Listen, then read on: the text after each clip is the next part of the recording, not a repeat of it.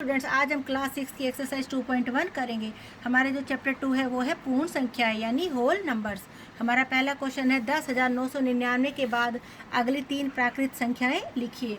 अगली संख्या लिखने के लिए हमें क्या करना पड़ेगा, एक जोड़ते जाएंगे हम। तो 10,999 में एक जोड़ा तो हमारा कितना आया 11,000। फिर 11,000 में एक जोड़ा, मेरा कितना आया 11,001। और फिर 11,000 में एक जोड़ा तो मेरा कितना आया 11,002। अगली संख्या निकालने के लिए हमें क्या करना होता है, एक प्लस करना होता है। आते 10,999 के बाद अगली 3 संख्याएं हमारी कौन कौन सी हो गई, 11,000, 11,001 और 11,002।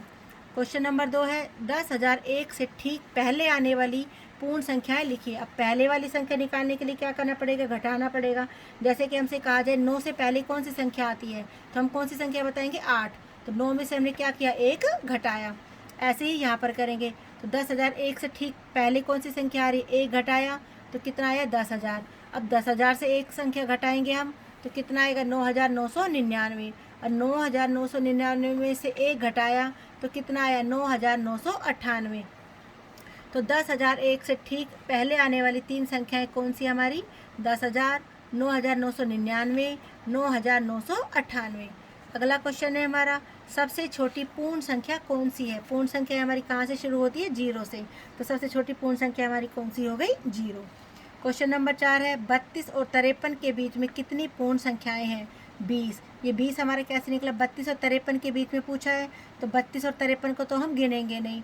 तो 32 के बाद कौन सा नंबर आता है, 33। तो 33, 34, 35, 36, 37, 38, 39, 40, 41, 42, 43, 44, 45, 46, 47, 48, 49, 50, 51, 52। तो 33 से लेके 52 तक हमारी टोटल कितनी संख्याएं हैं, 20। तो आंसर हो गया हमारा 20। क्वेश्चन नंबर 5 है निम्न के परवर्ती लिखिए। परवर्ती मतलब बाद वाली संख्या। तो इस संख्या का हमारा क्या संख्या दी हुई हमारी, इकाई, दहाई, सैकड़ा, हजार, 10,000, लाख, 10 लाख, यानी 24,40,701।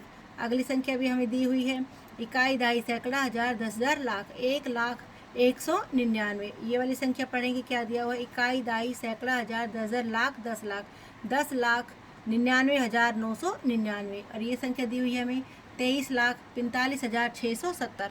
इन सब संख्याओं का हमें परवर्ती लिखना है। परवर्ती यानी बाद वाली संख्या। तो बाद वाली संख्या के लिए मैंने पहले दूसरे क्वेश्चन में भी बताया था, एक जोड़ देंगे।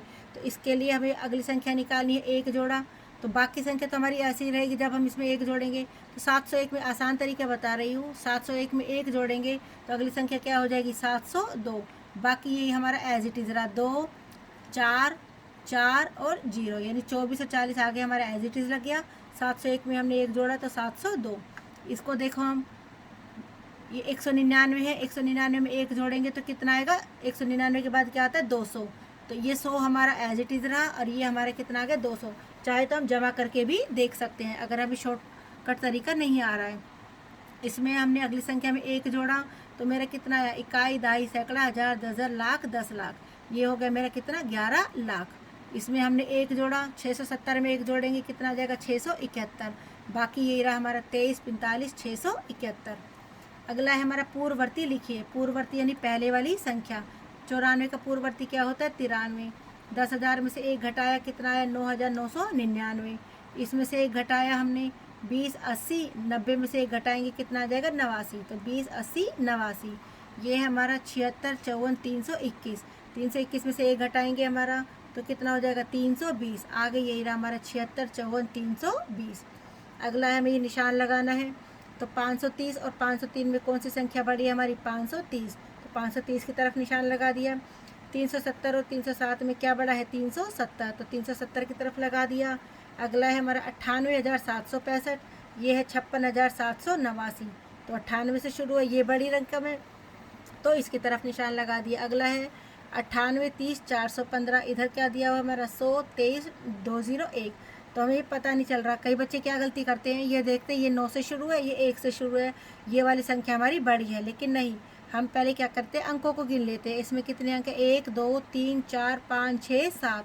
और इसमें कितने अंक है, 1, 2, 3, 4, 5, 6, 7, 8। इसमें 7 अंक है, इसमें 8 अंक है। तो सीधी सी बात है, 8 अंकों वाली संख्या बड़ी है। तो हमने इसकी तरफ निशान लगा दिया। अगला क्वेश्चन हमारा क्वेश्चन नंबर 8, सत्य या असत्य बताइए। शून्य सबसे छोटी प्राकृत संख्या है। ये तो असत्य है क्योंकि प्राकृत संख्या कहाँ से शुरू होती है, 1 से। अगला 400 संख्या 399 का पूर्ववर्ती है। तो 399 का पूर्ववर्ती क्या होता है? 399 में से 1 घटाएंगे 398, तो 400 नहीं है, तो ये भी असत्य है। शून्य सबसे छोटी पूर्ण संख्या है, ये सत्य है क्योंकि पूर्ण संख्या 0 से ही शुरू होती है। 600 संख्या 599 का परवर्ती है। 599 में 1 जोड़ेंगे तो कितना आएगा? 600, तो ठीक है हमारी बात, परवर्ती में 1 जोड़ते हैं। अगला सभी प्राकृत संख्याएं पूर्ण संख्याएं हैं, सत्य है क्योंकि प्राकृत संख्या कहाँ से शुरू होती है? 1 से। तो जितनी भी प्राकृत संख्याएं हैं उनको हम पूर्ण संख्याएं कह सकते हैं। क्या सभी पूर्ण संख्याएं प्राकृत संख्याएं हैं? ये हमारा असत्य है क्योंकि पूर्ण संख्या 0 से शुरू होती है। पूर्ण संख्या में 0 हमारा एक एक्स्ट्रा होता है, बाकी जो भी प्राकृत संख्याएं हैं वो पूर्ण संख्याएं सब सेम हैं। तो सारी पूर्ण संख्याओं को हम प्राकृत संख्याएं नहीं कह सकते, तो ये असत्य है। 2 अंकों की पूर्ण संख्या का पूर्ववर्ती 1 अंकों की संख्या कभी नहीं हो सकता, ये बात भी असत्य है क्योंकि 10 हमारे क्या है? 2 अंकों की संख्या है। और 10 का हम पूर्ववर्ती निकालेंगे तो 10 में से 1 गया, कितना होता है? 9, और 9 क्या है? हमारी 1 अंकों की संख्या, तो इसलिए ये असत्य है। 1 सबसे छोटी पूर्ण संख्या है, असत्य है क्योंकि अभी बताया था कि सबसे छोटी पूर्ण संख्या कितनी होती है? 0। अगला प्राकृत संख्या 1 का कोई पूर्ववर्ती नहीं होता, ये बात भी सत्य है क्योंकि पूर्ववर्ती निकालने के लिए 1 घटाना पड़ेगा। 1 में से 1 घटाऊंगी तो कितना आएगा? 0, और 0 हमारी प्राकृत संख्या नहीं है। 0 क्या है? हमारी पूर्ण संख्या है। 10वां है हमारा पूर्ण संख्या 1 का कोई पूर्ववर्ती नहीं होता। अब 1 का पूर्ववर्ती 1 में से 1 घटाऊंगी तो कितना आएगा? 0। अब 0 तो हमारी पूर्ण संख्या है, तो इसका मतलब ये असत्य है। 11 पूर्ण संख्या 13 संख्याओं 11 और 12 के बीच में स्थित है। अब 13 11 और 12 के बीच में तो स्थित हो नहीं सकती, तो इसका मतलब ये क्या है? असत्य है। पूर्ण संख्या 0 का कोई पूर्ववर्ती नहीं होता। अब 0 में से मैं 1 घटाऊंगी तो मेरा कितना आएगा? घटा का 1। अब घटा 1 हमारी पूर्ण संख्या नहीं होती, तो इसका मतलब ये सत्य है। 2 अंकों की संख्या का परवर्ती सदैव 2 अंकों की संख्या होती है, ये बात हमारी गलत है क्योंकि 99 हमारी क्या है? 2 अंकों की संख्या, और इसका मैं परवर्ती निकालूं यानी 1 जोड़ूं तो 99 में 1 जोड़ा तो कितना आया? 100, और 100 हमारी क्या है? 3 अंकों की संख्या है, तो इसका मतलब ये बात भी हमारी असत्य है कि 2 अंकों की संख्या का परवर्ती हमेशा 2 अंकों की ही संख्या होती है। Thank you.